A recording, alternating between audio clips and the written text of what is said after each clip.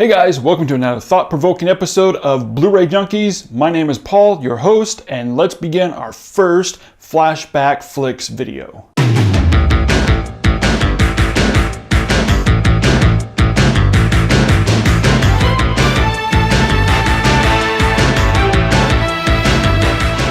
Trust me, I know what I'm doing. That's right guys, I'm sure you already guessed, we're going to be discussing on this Flashback Flix the 1975 classic Jaws. About Jaws, I mean really, what more can I say about this classic beloved film that hasn't already been said? Well, nothing. So thanks for watching.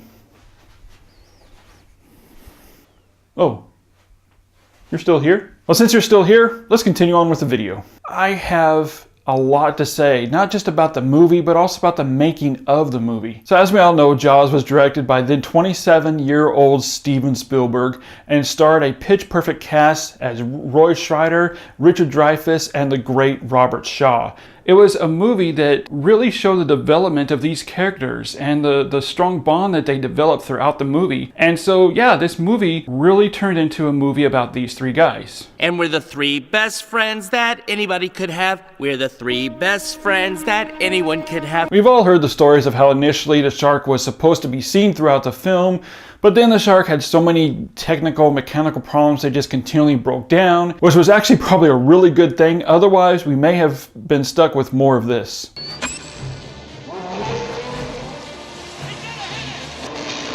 Spielberg realized it would be scarier not showing what was attacking the people or what's following them. It actually made the film much better and created such a more intense, scarier atmosphere, and also a whole new type of scare that previously wasn't in the original idea of the movie, and that was paranoia. And Spielberg decided he wanted to give the film a Hitchcockian feel to it, and this is even more prevalent in this shot as the first time Brody sees the shark attack.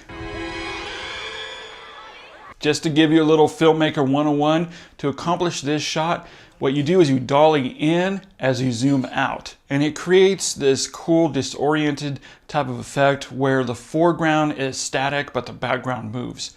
Pretty cool. And Spielberg mimicked this shot from Alfred Hitchcock's masterpiece, Vertigo.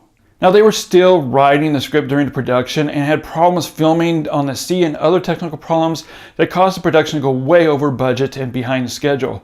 The studio started fearing that Spielberg just wasn't a seasoned enough director to handle such a huge production, and so they started getting ready to bring on a new director, and that wasn't until they saw the footage, and then they quickly changed their minds. And when it was released, it became an instant classic that we know and love today. It went on to sell more movie tickets than any other film before it in 1975. However, when Spielberg was first signed on to direct Jaws, he only had one theatrical movie under his belt, Sugarland Express. I know guys, you're yelling at me right now saying, well, he had Duel and others before Sugarland Express. Well, yeah, that's true, he did. However, you have to remember that those movies were not studio-produced theatrical movies. You look on IMDb and it shows Firelight was in 1964. However, that was solely produced by Spielberg himself, and it was an independent movie, and it was released only in one theater that allowed upcoming filmmakers to show off their work, and of course you had to pay the theater to show it, and so really nobody saw it, even though it had a theatrical, I guess technically a theatrical run. Then he directed 6 episodes from different TV shows, including an amazing episode on Night Gallery in 1969. His next movies was Duel and Something Evil in 71, 72, and another movie in 73. However, these were not theatrical movies. So after Duel was such a huge hit on ABC, Universal bought the rights to Duel, and it did have a very short-lived run in a couple theaters in LA, but it was only for a couple days. That's why on home video release of Duel, you see it was released by Universal Pictures and has the Universal logo beforehand. So anyways, Universal was so impressed by Spielberg's direction in Duel, they hired him with a multi-picture deal with his first feature starring Goldie Hawn in Sugarland Express. His second theatrical feature was Jaws. So during production, the cast had a lot of sit-down time while the script was being written and other problems, and so this led the 3 actors to start dividing some great improv moments, including the best line ever conceived on film. You're gonna need a bigger boat. boat. And guys, that was 100% ad-lib by Roy Schneider, and Spielberg loved it so much he kept it in the film, and now it's number 35 out of 100 most quotable movie lines ever. So the time they spent together developing the characters and improvising was really felt on screen, and it helped develop the characters and gave them more depth and feel and more relatability between the viewer and the characters. And guys, this is no more felt than during the incredible, memorable scene of Quint's Indianapolis speech. Well, we didn't know. But our bomb mission had been so secret. No distress signal had been sent. Shark comes the nearest man, that man he starts pounding and hollering and screaming. Sometimes the shark would go away. Sometimes he wouldn't go away. Sometimes that shark, he looks right into you, right into your eyes. Anyway, we delivered the bomb. And guys, what's also amazing is during this scene, you really completely forget about the shark. Spielberg's direction, Shaw's performance, even if you listen very closely, you can hear faint screams of sound effects during his speech, some faint music. All of this created such a captivating, intense scene, and even what made this scene more horrific is the speech that he gave was based on true events. And then suddenly, out of the blue, Spielberg takes a sledgehammer over your head when the shark attacks the boat. And suddenly you're in this very exciting, suspenseful scene. Again, a brilliant decision, brilliant directing by Steven Spielberg.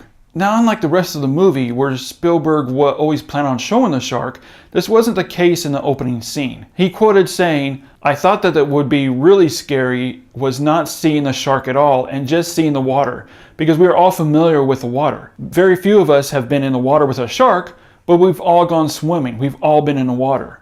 And the idea of this one girl going swimming and the audience going swimming with her would have ruined the scariness if the scene included a shark coming out of the water."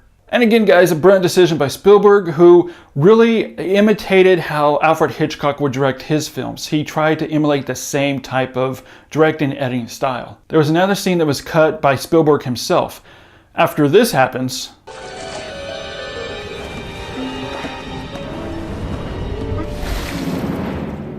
there was an extended scene that showed the shark still attacking the guy and moving him around in the water. However, that scene ended up being cut because Spielberg deemed it as just too gory and in bad taste. We're going to show you guys that scene at the end of this video, so stick around. In the third act of the movie, there is a scene that happens where it's actually crucial that we see the shark. And guys, I'm sure you know what I'm talking about. That's when Hooper goes down in the shark cage. So what Steven did, yes, we're on a first name basis now, is he ended up seeing some footage taken by a couple from Australia. They're a scuba diving couple. I guess you can call them a great white shark chasers. Anyways, guys, they shot some great footage of a great white in Australia. Steven bought the footage and edited it into the scene.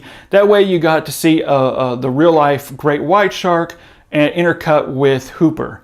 But you know what, guys? It absolutely works, including the masterful score of John Williams. And guys, this is the very first movie to use a theme song that became widely popular.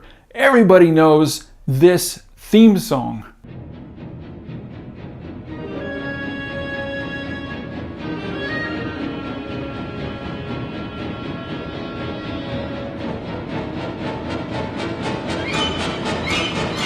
Whenever you hear those violin chords, you know instantly what it is and to be afraid. And guys, the whole score to the movie by John Williams is just a masterpiece of film score. So guys, Jaws opened on June 20th, 1975, 41 years ago, pulling in over $400 million worldwide. This was unheard of at the time. No other movie ever pulled in that much money, over $400 million worldwide.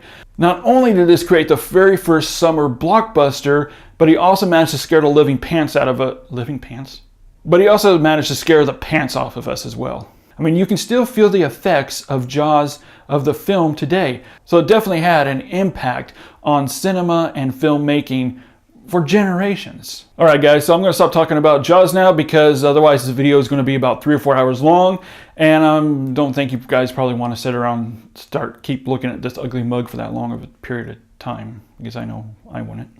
I want to hand the video over to you. What do you think of Jaws? What is your most memorable scene of Jaws? And besides Jaws, I know there's only probably a handful of them, but what are your other favorite shark-related movies? Leave your comments down below and let's discuss. And as always, guys, thank you so much for watching. If you haven't subscribed yet, do so now because we're going to have another Flashback Flix, and that is going to be of the 1987 movie RoboCop. So guys, definitely subscribe so you can be notified when that video goes live.